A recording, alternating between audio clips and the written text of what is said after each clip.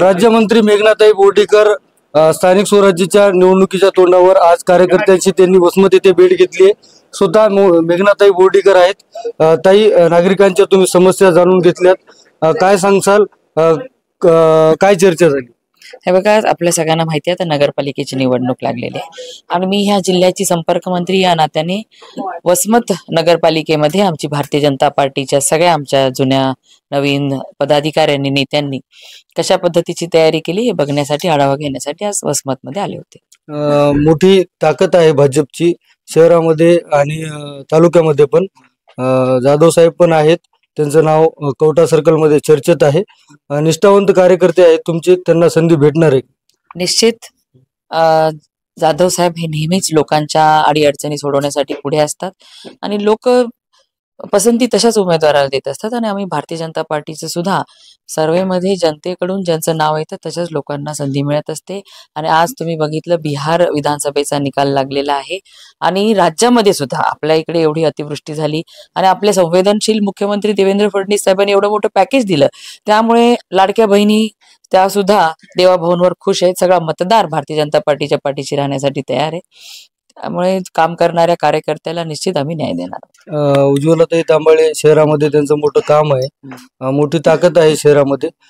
भाजपची युती होणार असं संभ्रम आहे कार्यकर्त्यामध्ये, काय सांगसाल? काय उमेदवारामध्ये संभ्रम आहे?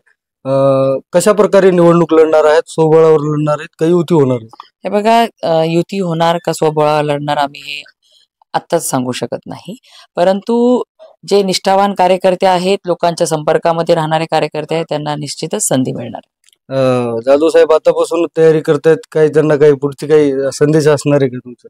त्यांना चर्चा झालेली आहे, त्यांचे सर्व सहकारी या ठिकाणी तुम्हाला दिसतंय। आज रात्रीचे 12 वाजलेले तरी सुद्धा किती उत्साह त्यांच्या सहकार्यांचा आहे आणि असे पाठीराखे असतील तर निश्चितच जो लढणार आहे त्या व्यक्तीला उत्साह त्यांचा येत असतो आणि ह्या सगळ्या पाठीराख्यांच्या भरोश्यावरती ते निवडणुकीसाठी सज्ज आहेत, कारण की जिल्हा परिषदच्या निवडणुका सुद्धा काही दिवसांमध्ये जाहीर होणार आहेत आणि त्यामुळे जाधव साहेबांचं चांगलं संघटन आहे, कौशल्य त्यांच्याकडे आहे, याचा निकाल सकारात्मक येणारच आहे। आता सध्या तुम्ही कार्यकर्त्यांची भेट घेतली, ग्रामीण भागातले आणि शहरातले मोठे कार्यकर्ते तुम्ही येणार आहेत म्हणल्यावर जमा झाले होते, काय काय समस्या आहेत, काय सोडवण्याचा प्रयत्न केलाय तुम्ही? समस्यांच्या बाबतीत आता कोणीच बोललेलं नाही। सगळेजण की भारतीय जनता पार्टीचा झेंडा ह्या नगरपालिकेवर, वसमत पंचायत समितीवर आणि हिंगोली जिल्ह्याच्या जिल्हा परिषदेवर फडकवण्यासाठी सज्ज आहे, अशाच विश्वास मला सगळ्या माझ्या भारतीय जनता पार्टीच्या सहकार्यांनी दिलेला आहे। आता फक्त मतदारांना आणि उमेदवारांना एकच उत्सुकता लागलेली की निवडणूक ही स्वबळावर लढायची का युतीमध्ये लढायची, काय सांगसाल?